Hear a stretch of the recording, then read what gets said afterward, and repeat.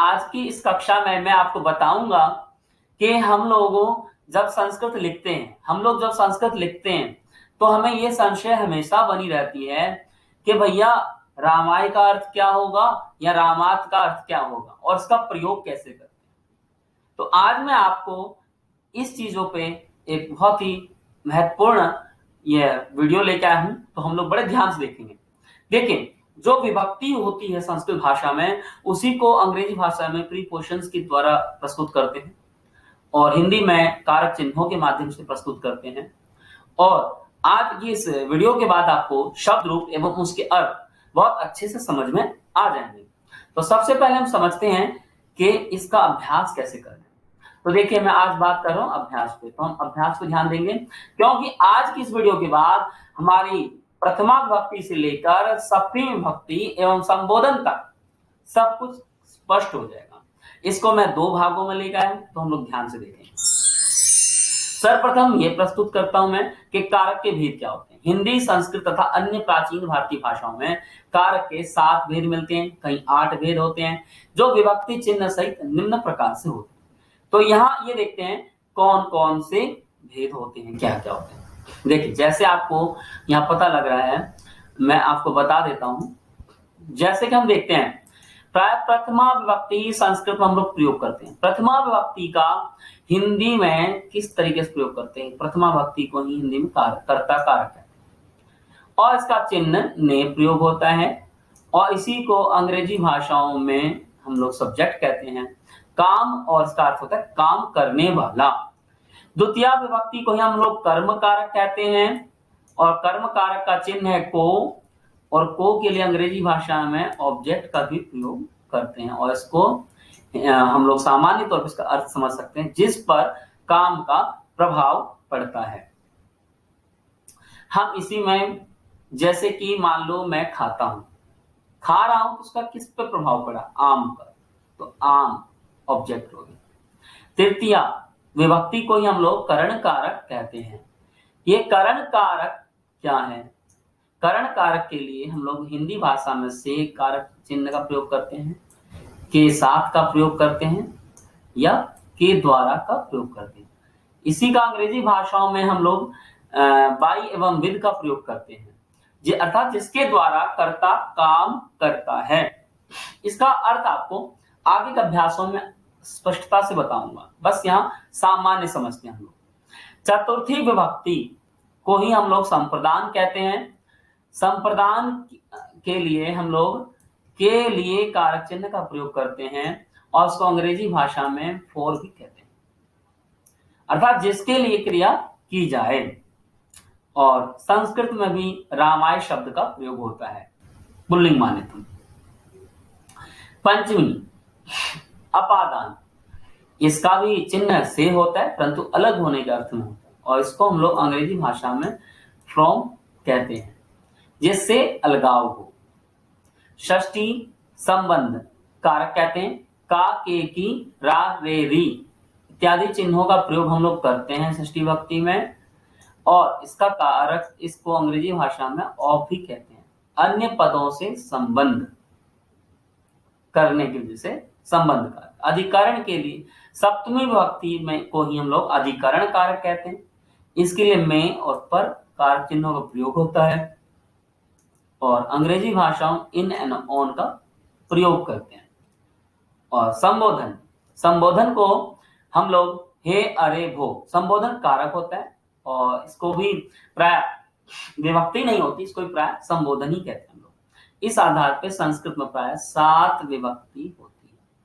ठीक है, तो आप लोग स्पष्ट हो गया हो, 7 विभक्ति होती है। अब संबोधन को हे, अरे, ओ कहते हैं और अंग्रेजी भाषा में कॉल की सेंस आती है, यानी कॉल, किसी को पुकारना, किसी को बुलाना, किसी को संबोधित करना इत्यादि। अब यहाँ पे मैं आपको बता दूं, ये तो हमने देखा हिंदी में ऐसे चिन्ह होते हैं, चलो इनको कारक ये कहते हैं। संस्कृत विभक्ति ये होती है और अर्थ इनके सिंपल है। संस्कृत में यही जो कारक है इसका भाव देगा रामम शब्द। संस्कृत में जो हम रामम प्रयोग करेंगे ये आपको द्वितीय विभक्ति का भाव देगा। उसी प्रकार यहाँ पे रामेन प्रयोग करेंगे और चतुर्थी में हम लोग रामायण अभी मैं आकारांत की बात बता रहा हूं, तो रामाय का हम लोग प्रयोग करते हैं। ठीक है, सो यहाँ रामा, यहाँ रामस्य, यहाँ रामे, यहाँ हेरा। इस प्रकार के जब हम लोग प्रयोग करते हैं, तो वास्तव में बताऊं तो मैं आपको थोड़ा सा एक डिफरेंस बता रहा हूं। हमें क्या समझना है यहाँ, देखिए जैसे हिंदी में को चिन्ह अलग से होता है, संस्कृत में भी राम शब्द में जो म आया इसका भाव वही को है। सो रामायण में जो राम में जो आय आया, ये आय का अर्थ वही है, फोर या के लिए। बस सामान्य सी जिज्ञासा होनी जरूरी है। इसमें रामे में ए, रामस्य में स्य, राम इसमें षष्ठी में क्या एक्स्ट्रा आता है, स्य। मैं भी आकारांत की बात बता रहा हूं। इस आधार पे हम लोग ये समझ जाएंगे कि संस्कृत भी अपने आप में प्रीपोजिशंस अर्थात कारकों से, कारक चिन्हों से युक्त है। आगे बढ़ते हैं। अब मैं आपको आज इन सभी भेदों के बारे में बताऊंगा। प्रथमा भक्ति के बारे में बताऊंगा, द्वितीया भक्ति विषय में बताऊंगा, तृतीया, चतुर्थी, पंचमी, षष्ठी, सप्तमी से लेकर संबोधन तक पूरा विस्तार से बताऊंगा। तो कृपया करके इन वीडियो में आप हर चीज को नोट करते जाइए और समझिए, और यदि इसको अच्छी लगे तो स्क्रीनशॉट भी ले लीजिए। जैसे अब मैं आपको बात बता रहा हूं कि प्रथमा भक्ति की बात। प्रथमा भक्ति में क्या रूल है, जैसे देखिए शब्द यहाँ प्रथमा के कैसे होंगे संस्कृत के अकारांत में। आज मैं आपको बात बता रहा हूं पहले ही कि आज हम लोग 4 शब्द रूपों के ऊपर बात करते हैं, यानी राम, फल, लता और नदी। तो हमारा सीक्वेंस ऐसे होगा, पहले राम का करेंगे, फिर लता का, राम, लता, फलम और नदी। इस प्रकार से देखेंगे उस विभक्ति में क्या क्या रूप बनते हैं। तो देखिए राम का राम बनता है, लता का रूप लता ही बनता है, मैं एक वचन की ही बात समझा रहा हूं। फलम में फलम ही बनता है और नदी में नदी ही बनता है। चलिए इनका थोड़ा सा अभ्यास मैं आपको समझा देता हूं। सबसे कर्ता कारक की परिभाषा। जो वाक्य में कर्ता को करता है वह कर्ता कहलाता है। कर्ता वाक्य का वह रूप होता है जिसमें कार्य को करने वाले का पता चलता है। कर्ता कारक का विभक्ति चिन्ह ने होता है। कर्ता कारक के उदाहरण जैसे रामः खादति, रामः अखादत, राम ने खाया। यहां मैं बता दूं ये जो ने चिन्ह है वर्तमान काल में या भविष्य काल में हमें दिखाई नहीं देता है, वो हमें यहां दिखाई देता है। भूतकाल में जब प्रयोग करते हैं तो ने कारक चिन्ह हमें सरलता से दिखाई दे देता है। प्राय आप जो ये पीले कलर से देख रहे हैं ये है शब्द, यानी इसी को हम लोग कहते हैं कर्ता कारक अर्थात प्रथमा विभक्ति। तो यही है प्रथमा भक्ति। अब इसका कुछ अभ्यास करते हैं। देखिए यहाँ पे प्रथमा विभक्ति को कुछ देखते हैं हम लोग कैसे कैसे होगा प्रयोग। यहाँ देखेंगे ध्यान से, तो प्रथमा भक्ति का कुछ बता। बालक जाता है, सामान्य वाक्य बालकः गच्छति, 2 बालक जाते हैं, बालकौ गच्छतः। 3 बालक जाते हैं या अनेक बालक जाते हैं तब होगा बालकः गच्छन्ति।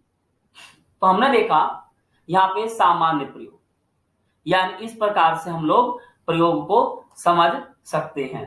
अब देखिए यहाँ क्यों मैंने कहा सामान्य प्रयोग, क्योंकि प्राय यदि हमें क्रिया नहीं आती ज्यादा, ये जो जाता की क्रिया या कोई नहीं आती, तो हम लोग सामान्य समझ सकते हैं कि प्रथमा भक्ति का कैसे शब्द का प्रयोग होता है। हम अस्ति सा संति का प्रयोग कर सकते हैं। इसका अर्थ होता है, यानी बालक है, बालिका है, मृग है, इसमें कोई भी आपको संशय नहीं है। सामान्य तौर पर आप लोग कहीं पर भी इनका प्रयोग कर सकते हैं। इसी प्रकार अब बालिका पढ़ती, चलती, हंसती, आप यहाँ पे कोई भी क्रिया अपने मन से लगा सकते हैं जो आपको सरल लगे। ठीक है, मैं यहाँ से बालक, बालकौ और बालका समझा रहा हूं प्रथमा भक्ति में कैसे होते हैं। इसी बात स्त्रीलिंग में लता, लते, लता, नपुंसक लिंग में फलम, फले, फलान। अब अस्ति स्था संति भी कर सकते हैं, पठती, पठता, पठंती भी कर सकते हैं, गच्छति, गच्छता, गच्छन्ति कर सकते हैं। जो आपको सरल लगे आप उसका प्रयोग स्वेच्छा से कर सकते हैं। अब यहाँ पे कुछ प्रयोग देखिए, स गच्छति यानी वह जाता है। तो यहाँ पे मैं बता रहा हूं प्रथमा भक्ति में स शब्द का प्रयोग भी होता है और उसी प्रकार बालिका शब्द का भी प्रयोग होता है और मेघा शब्द का प्रयोग करता है। मैंने इसे बताया कि संज्ञा, संज्ञा और सर्वनाम तीनों शब्द बताया आपको, पुल्लिंग, स्त्रीलिंग और नपुंसक। इसी प्रकार छात्रा पठती में ये भी संज्ञा हो गई। फिर प्रज्ञा शब्द भी स्त्रीलिंगवाचक शब्द है और ये आपका स्त्रीलिंग में सर्वनाम प्रयोग है। ऐसे गजा चलती, बालका पठति, मयूरा नृत्यति, महिला पश्यति, छात्राः पठन्ति, खगा पूजन्ति, बालकाः भ्रमन्ति, ता नृत्यन्ति, ते नमन्ति। हम सभी लोग इस प्रयोग को जानते हैं, यानी दो वाक्यों को प्रयोग करने में कोई समस्या नहीं। जैसे मैंने आपको यहाँ पे बताया, इसको प्रयोग करने में क्यों समस्या नहीं है, क्योंकि कर्ता और क्रिया मिलान हम लोग पूर्व में पढ़ चुके हैं। पहले भी शब्द रूप और धातु रूप के माध्यम से हम लोग सीख चुके हैं कि कैसे ये प्रयोग होते हैं। ठीक है, तो जब हम ये भी सीख चुके हैं, कर्ता क्रिया प्रयोग भी सीख चुके हैं, तो दो कर्ता क्रिया मिलाने में कोई प्रॉब्लम नहीं है। प्रॉब्लम या समस्या कब उत्पन्न होती है, जब हम एक से ज्यादा शब्द रूपों का प्रयोग करें। जैसे राम आम खाता है, छात्र पुस्तक पढ़ता है, प्रज्ञा हंसती, प्रज्ञा जोर से हंसती है या मधुरता से हंसती है या आनंद से हंसती है। अब इन तीसरे शब्द में ही कारकों का प्रयोग होगा, तो ये समझना बहुत जरूरी है हमारे लिए। तो अब बात करते हैं उन्हीं तीन शब्दों, तो कर्ता कारक कह लीजिए या प्रथमा भक्ति कह लीजिए, इसमें कोई भी ज्यादा समस्या उत्पन्न नहीं होती। अब बात करते हैं द्वितीय भक्ति। तो जैसा हम देख रहे हैं यहाँ द्वितीय भक्ति में राम शब्द का प्रयोग रामम में होता है और लता का लताम में और फल का फलम में ही होता है प्रयोग और नदी का नदीम में। तो मैंने जैसे बताया था आपको यहाँ पे समझना कि एक्स्ट्रा क्या आया, यही है इसका कारक। यहाँ म आया, देखिए ये हमें लगाना है, यहाँ पे भी म है, फल में म, लताम में म, बस हो गया द्वितीय भक्ति। अब मैं इसका अभ्यास बताता हूं। अब देखिए कर्म कारक की परिभाषा, वह वस्तु या व्यक्ति जिस पर वाक्य में की गई क्रिया का प्रभाव पड़ता है वह कर्म कहलाता है। कर्म कारक का विभक्ति चिन्ह को होता है। कर्म कारक के उदाहरण जैसे राम फलम खादति, अर्थात हिंदी में हो जाएगा राम फल को खाता है। तो यहाँ क्या है स्पेशल, ये जो फलम जो आया इसमें आपका द्वितीय विभक्ति। तो हम यही अभ्यास सीखेंगे क्या एक्स्ट्रा कैसे प्रयोग करेंगे, म लगाना है सिर्फ फल में, है ना। अब यहाँ देखिए बालिका, एक बालिका पढ़ रही है तो बालिका पुस्तकम पठती। तो यहां जो ये तीसरा शब्द आया हम ये चीज सीख रहे हैं, यानी ये चीज, ये दोनों हम पूर्व में चर्चा कर चुके हैं। कर्ता कारक या प्रथमा भक्ति में कर्ता क्रिया का प्लाया मिलान होता है, वो हमें आता है पूर्व में। ठीक है, अब आगे देखते हैं। यहां दिख रहा है बच्चा कुछ देख रहा है, अब देखते हैं क्या देखते हैं। बालकः चित्रम पश्यति, बालकः चित्रम पश्यति, बालक चित्र को देखता है। अब यहाँ पे भी क्या आया, चित्र को देखता है, तो यहाँ पे द्वितीय भक्ति चित्रम में है। ये जो पीला कलर है, जो येलो कलर है, आप इसको ध्यान से देखिए। छात्रा विद्यालयम गच्छति, यहाँ पे भी द्वितीय भक्ति का विद्यालयम में है।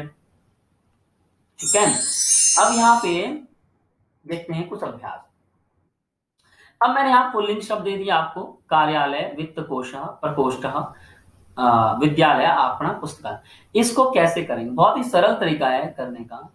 हम लोग यहाँ पे जैसे राम का मैंने बताया था म एक्स्ट्रा लगा, तो कार्यालय में क्या एक्स्ट्रा लगेगा, म। बहुत खूब, तो उसी प्रकार आप इसका बताइए, इसका भी कीजिए।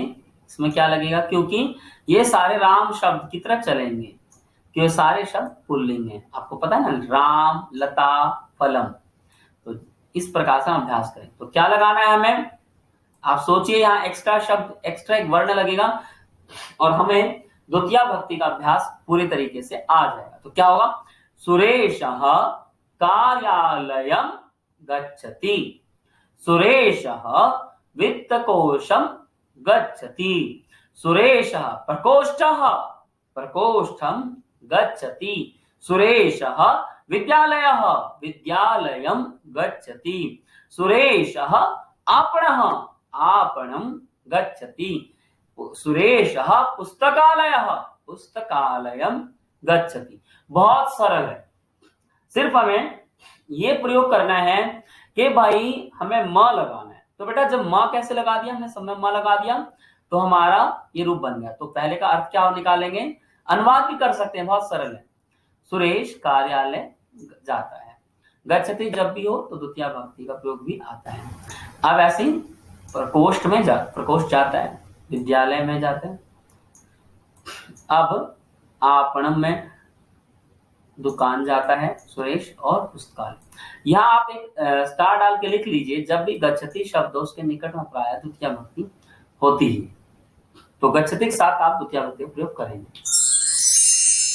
आगे देखते हैं, यहाँ पे हम लोगों ने नपुंसक लिंग लिया है, तो इनका अभ्यास देखिए कैसे होता है। तो पश्चति के साथ भी द्वितीय भक्ति का प्रयोग होता है। जैसे मैं यहाँ अभ्यास करवा रहा हूं आपको द्वितीय विभक्ति की, यानी कर्म कारक की। यहाँ देखिए, बालिका पर्णम पश्यति, तो आपको सबसे सरल है नपुंसक लिंग, क्योंकि इसमें मां जोड़ना है और यहाँ मां पहले ही लगाया है, तो ये प्रयोग बिल्कुल सही है एक वचन में। तो बालकाः पर्णम पश्यति, बालिकाः चित्रं पश्यति, बालिका पुष्पं पश्यति, बालिका व्यजनं पश्यति, बालिका वातायनं पश्यति, बालिका दूरदर्शनम पश्यति। तो हमने यहाँ क्या सीखा कि म ऑलरेडी लगा हुआ है, इसलिए ठीक है, नहीं तो सभी में म जरूर लगेगा एक वचन में। अब आगे देखते हैं, यहाँ स्त्रीवाचक शब्द है, स्त्रीलिंग। जैसे मैंने कहा था, राम, लता, फल और नदी शब्द रूप हम सबको समझने जानने बहुत आवश्यक है, संस्कृत का आधार यही है। तो यहाँ पे क्या करेंगे, जैसे हमने पुल्लिंग में किया था, एक एक्स्ट्रा वर्ण जोड़ेंगे, कौन सा, महलन। प्राय इसी को कई बार हम महलन या ऊपर बिंदी के तौर पर भी लिखते हैं।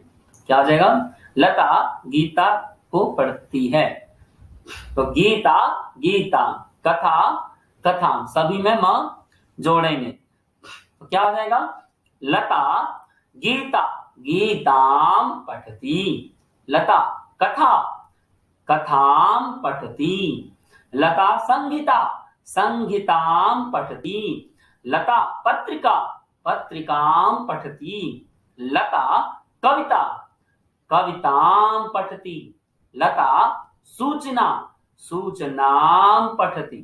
तो इस प्रकार से हमने बहुत ही सरलता से जाना कि अंत में मां जोड़ने से एक वचन का रूप बिल्कुल सही बन गया और कोई भी हमें समस्या नहीं हुई। बस हमें अंत में मां जोड़ना है, मां जोड़ने से हमारा यह पूरा वाक्य बिल्कुल शुद्ध होगा और सही से हम लोगों ने अभ्यास भी किया। इस प्रकार से हमारे द्वितीय भक्ति का अभ्यास अच्छे से हो गया।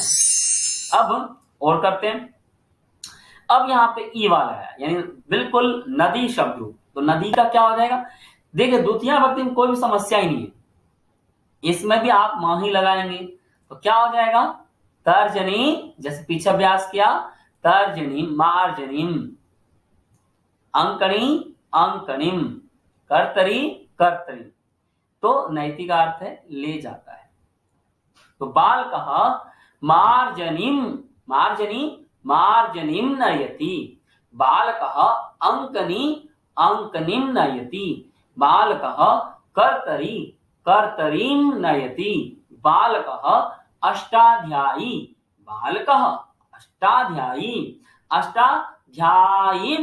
नयति, बालकः कादम्बरीम नयति, बालकः शोधनीम नयति। मैं अर्थ बता दूं, मार्जनी का अर्थ है झाड़ू यहाँ पे, अंकनी का अर्थ है पेन, और कर्तरी का अर्थ है कैंची, अष्टाध्यायी पुस्तक का नाम है, कादम्बरी एक पुस्तक का नाम, शोधने का है छननी इत्यादि। तो हमें क्या करना है, सभी में म लगाना था और हमारा वाक्य बिल्कुल ठीक है। और ज्यादा आपको द्विवचन या बहुवचन का भी प्रयोग कर सकते हैं हम लोग, कोई ऐसी समस्या नहीं, सिर्फ आपको नदी शब्द रूप में द्विवचन और बहुवचन में क्या होता है देख लें, ठीक है। अब कुछ और प्रयोग देखते हैं, कुछ और अभ्यास। अब जैसे मैंने बताया था ये मिश्रित अभ्यास है, इसको आपको स्वयं करना है। तो पढ़ती क्रिया के साथ हमेशा द्वितीय विभक्ति आती है। जब हम किसी को पढ़ते हैं तो हर चीज में को का प्रयोग होता है। जब को का प्रयोग होता है उसी को टू भी कहते हैं अंग्रेजी में। तो बाल कहा वेदा का क्या होगा, बिल्कुल पहचानो इसको, आपके लिए छोड़ रहा हूं। और वार्ता का क्या होगा, बिल्कुल पहचानिए। तो बाल कहा वेदः वेदम पठति।